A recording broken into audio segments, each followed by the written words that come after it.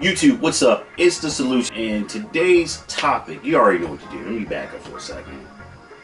Comment, like, subscribe. Also follow me on Instagram. You know the deal. Same thing. Sneakers have been uploaded. I think I dropped like 35 or 36 sneakers, and that should probably bring me up to date with my collection. I think I gotta look around, you know, in my closets and stuff, but I think I'm up to date on that. But you're probably wondering, what's with the Sauconys? The Solution. What's with the Sauconys? Alright, first off, I'm a sneaker OG, which means I'm from the 90s. I remember the 80s with Mike Duncan and all that stuff in his rookie year. I was very young, but also had his first pair of sneakers. Alright, so I can talk to you about why the Air Force One, Charlie Rudo, Robert C. Richards, Cookie, Cinderella, why these places made the Air Force One so popular, because I lived it, okay? I lived it. I'm old enough to be some of your dads, and it's not a diss, anything like that, but just to give you a concept of my, create a word, veteranship of the culture. And it doesn't dictate how many followers or subscribers I have or views. You probably would want to watch and follow somebody like me, or have a conversation and sit down. So the things I know about the culture being that, you know, the age difference between myself and the average sneaker connoisseur, collector, reseller, or whatever, you know, which I don't do. I don't resell sneakers. I'll sell you a pair that is a sold pair. I don't cop and buy two for that purpose. It's not my thing. But the question was asked, and once again, people, if you want me to do something quickly, put it in the comments. I'm going to see it. I'm going to get the notification bell. Sometimes people hit me up on Google Plus or somebody I know, and they say, hey, in your next video, or here's a concept for your video, could you talk about this? Like, you know a lot about shoes, and this could be a topic for you. At least I want to see it. And here I am, I'm fielding a personal request for someone. And the question was posed to me, how many sneakers does it take for you to have a collection of that particular sneaker? What deems you have in a collection, saying this is my Adidas collection? How many? And the number I use is 6. I actually use the number 6. If you go back and look at a lot of my videos, the average number of shoes before I drop it, on average, there's some that there's a little less because it's just a unique sneaker and there's nothing in circulation at the time. But I use 6, and you can kind of see that on the shelf. It's 6 or more. And if you follow me, you know I have more Jordan 1s than any other sneaker in my collection, followed by the Air Force One and different variations and silhouettes. But the Jordan 1 is my most purchased sneaker, with the Air Force One being my favorite sneaker of all time.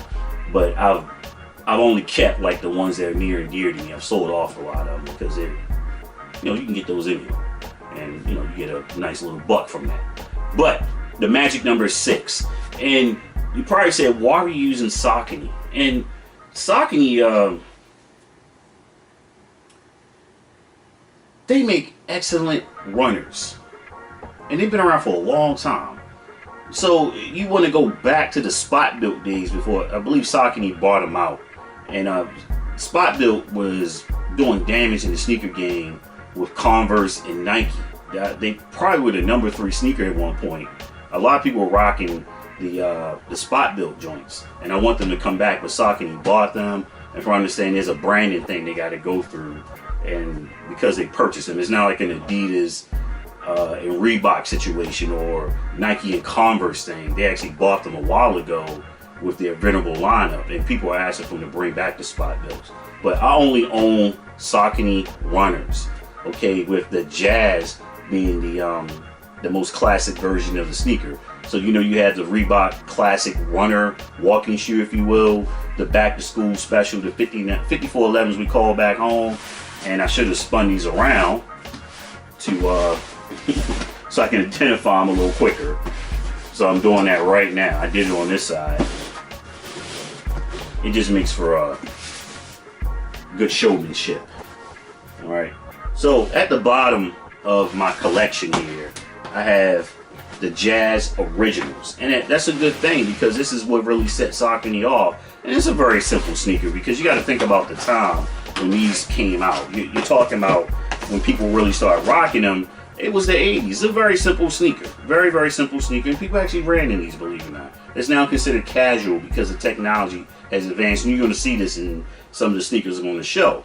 But this is my very first pair of Sauconys that I purchased. Because back in the day, these were kind of expensive, believe it or not. You know, for a kid like me, growing up in a very urban environment where, you know, everybody wasn't tossing money around. I still got the shipping documents in here. And you saw the video, you know the story behind these. Alright, but the other part about Saucony is that they were one of the first sneaker brands to recognize shoe tubers. You know, sneakerheads and, you know, guys that do video sneaker YouTubers. They gave a bunch of guys their own sneaker line. And that's dope. Their own silhouettes. That's dope. Awesome, Saucony. Awesome. And you make really, really cool sneakers, but the hype beasts, they just won't talk about these. And if you're into runners, you gotta have a pair. So just to recap a little bit, you got these Shadow 6000s, and this is one of the lower scale of the technological releases. This is a 6000, but it doesn't look like one of their low-end sneakers, if you will, because there's nothing low-end about them. It's just really the cushioning around here isn't like the 8000s or the 9000s, the 8500s as well, or the 9000, the Grid SDs, anything like that. I take that back. I have 7 pairs of Sauconys, and I don't have, because I say Grid. I got a pair I got from Plato's, and they're in the closet.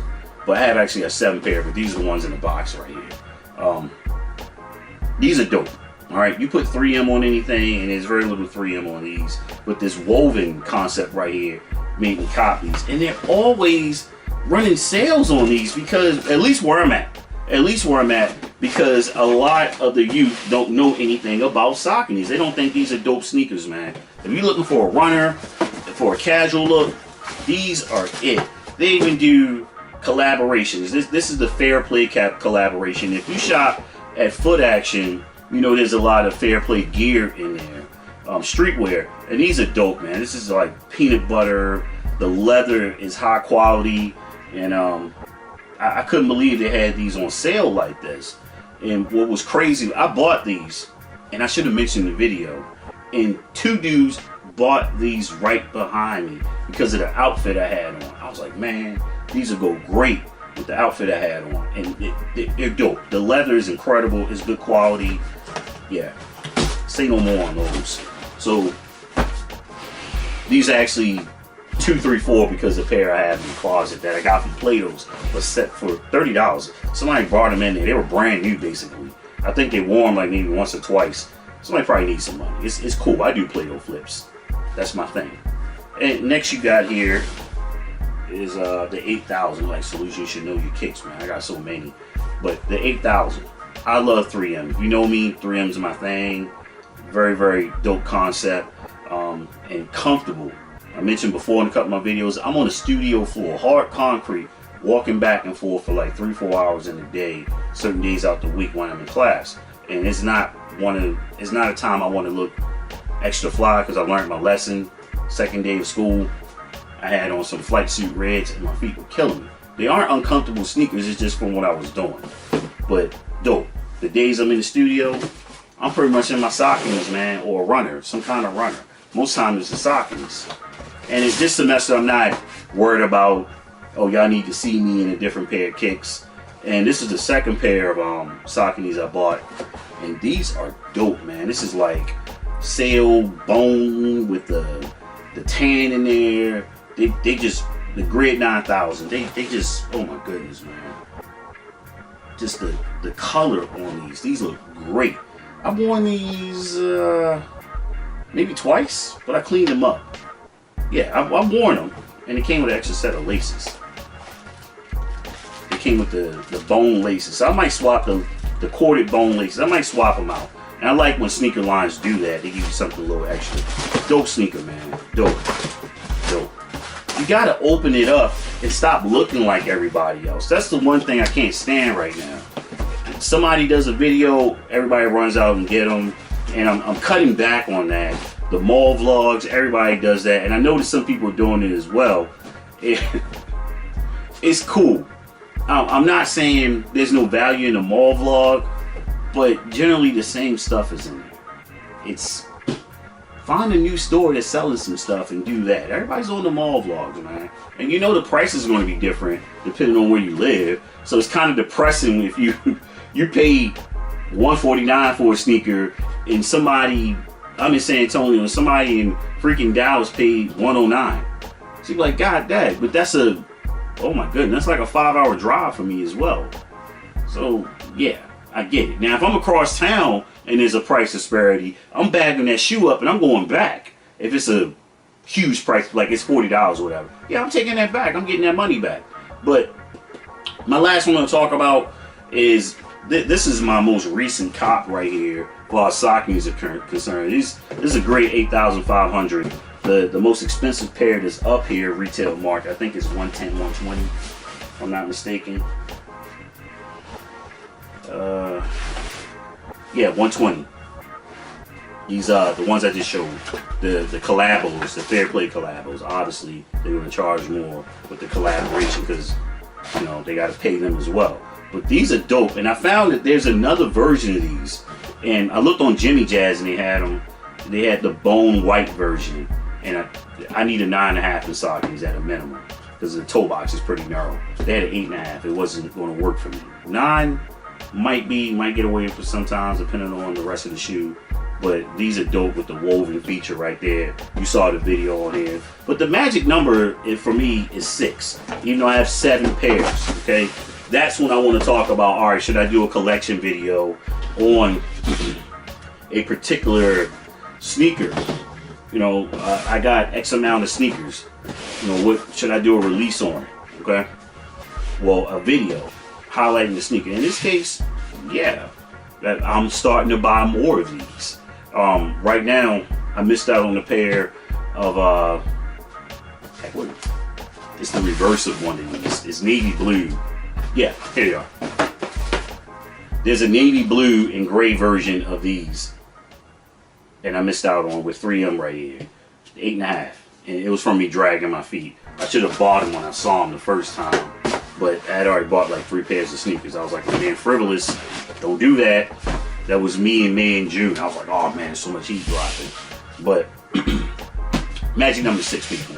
Remember, it's not about how much you pay for the sneaker. In this case, no more than $49, all right, before the discount. Even down to $29 for some of these, you know, before the discount. But why did you pay that much? And I'm out of here. Boom.